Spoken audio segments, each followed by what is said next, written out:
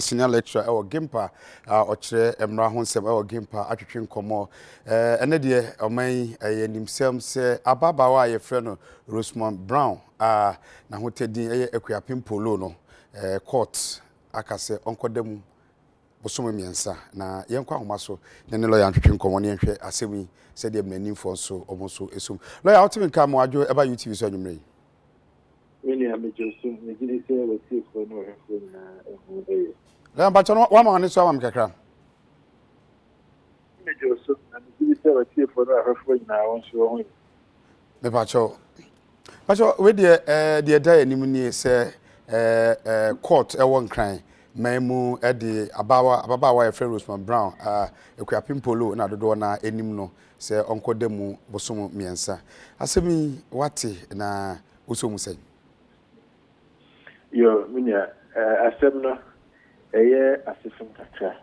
ohwemu a asem a esi na okurum ha yehu ababawa no se wote ono ene ne ba emfoni a ohwema na nyina yeka se entwe yi na abatwuda ema eye obi ye asem no ekoda a police for na a police for nso so ehwehwe nsem I no, we receive ideas and local court. Court, I remember we said, a sema in your ban a year, one yard, I'm a court, no, a sentence, no, I named him to 90 days. Now, a year system because, and as if you say, I could die a young boy, I say, no, be share at the bus here, a woman, a year say, of course, to be anymore. Na de ya mpokura womu ene se ne maame a one no edetie de enim ni se akra no ne maame nko anetie ne maame one ne edetie no ono mom ena nse no okoda kukum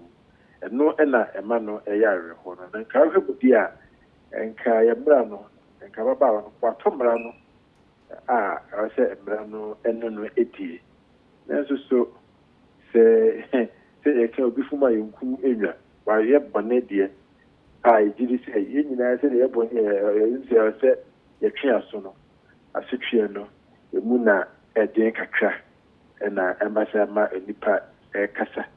na court ayo kono na se amaya ewu mu enya se ye twe nipa so akọ wonsi a ye mre mu wonsi ye twe aso se de ben ya obetwe na on kudi sabu n'udi anase enipa oye sa ade no ebe sesano sesano anase kudi ko sa ade ni kudi ko sa ade ni care other people from engaging in similar offenses na your punishment is to a level it me e said the be ya obi pesi sa di panel so say we are there na wakodia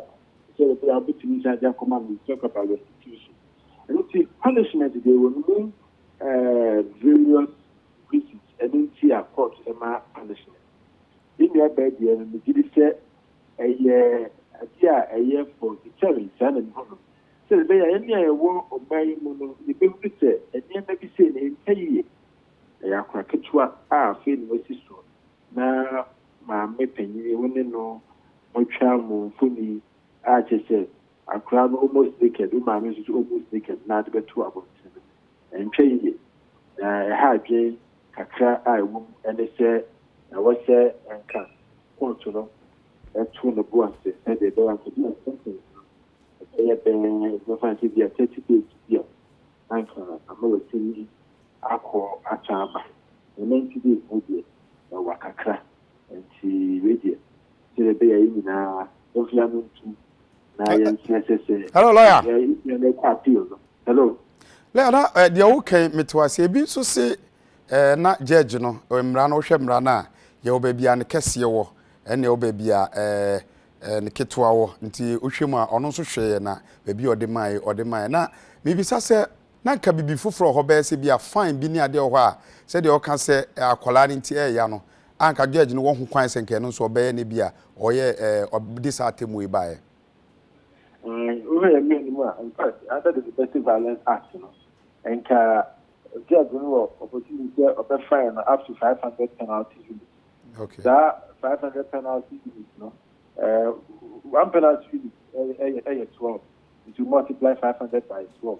and can be says crazy, and then you should say it will be a 5,000 crowd, and a beer. I think it's about 5,000. That's a bit here. Not a beer. That you can give the maximum penalty and put it to a year, not a same call. The court said the okay about one can remember and 2 years and then maximum under the Domestic Violence Act and could be in Kenya and I judge the man 90 days and I said 3 months. The government I got 24 months or my 3 months, yeah. Okay, yes, you can from now. The man depends on lawyer, woka akwala de mimisa se judge na mana temu no akwala no ye hwe ne sen na oka so ne maame nkwa ne te ye de atemu ne ba no emra ne kire bibia ye hwe akwala no tena bia ansa ne de judgment ne baaye ana ya mawie nde ya mawie judgment nde ya mawie no de ya mawie na se akwada no eni hwefo a saa no senka the lawyer ema course no ehunu se ko ma course ni se so o ni ma men quality o de no kwase prison ni obi ma na ka course no be ka se akware fa no koma social worker na o he no ko pen se ebra ma me no ebeba because you have social welfare services in the country. Okay. Court no ebetini amasa. That is if this was brought to the attention of the court. But the court in India, the court was doing say because any papa ne but they are still appointing and they say the panel single matter and that's no kwan ne ban ne anything do so person akra ko social services so ti obetini aka che dia ono akoda ne na ho a on ko tan nchen ko pin se ne ma me free prisoner but na we have because na na that crash ko school one kind and it na ama assembly ne kano aye kanaka. Okay. Now odi amene uwie de mi bi se twato ne se de oka akola de ho na migina kakra se yama judgment na wie ne social welfare fo bitumi abo akiri ahwe akola ne tena bi mana se de mi si bisa aye na yama judgment awie de ne ma me ba ne bi ono ba ba hwe ne ba no. And say the or my media or prison or some equipment there. Appeal and also they apply for appeal now there or apply for pension appeal. And then the big man about if he enter. And this idea of come 3 months, that 3 months no social welfare for to say a crowd there or no we need your food there no quality here. Obetini akọ na o makojen ko pension ne maame e be free prison aba. Na o de me fa question me mum na me no wie ebisi omampani ebetumi agrant no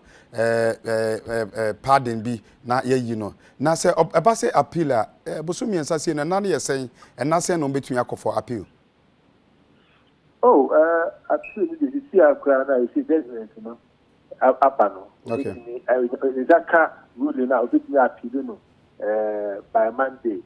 na o appeal na process I say now what the corner actually na for so to be said no so actual almost so there now I call ama that is not appointment and the create any yeah court process no there I have to stand as seven could judges and me and fair case you know not 3 months but no you just for file appeal now once I file appeal the me akọ court there mumma me bail pending appeal okay that is answer you be appeal no yama the bill enti say lawyer need to make an assembly dia court need to grant the bill for instance the court say no it team ma court no say say nam say on the bank for the say when you be a manager court man the bill it may be a risk but court say social welfare for the child can be taken care of by the social services and if you want on contribute now on the bill on the appeal it is there all those dynamics but I can say said the case no comedy or appealing that or apply for failure. Maybe we may get a chance to come back pending the appeal. Now, another question is name you the amount for can say one penimre mu na pardon near there too early and I send the memukra. Me then she said this is the first of all, it's a misdemeanor. And I think that truly, if I'm an advisor to the president, there's no way I advise the president to get involved in this. Sometimes you should allow the legal process to take its natural course to the end. Okay. Okay. Well, you know, you better say, oh, UTV so. Okay. Emranim ni ene twetwe nkomo lawyer John Darko aye senior lecturer e wo Gimpa ono na Akuapem Poloo ho nsemi one yen eche nadwe nkyere.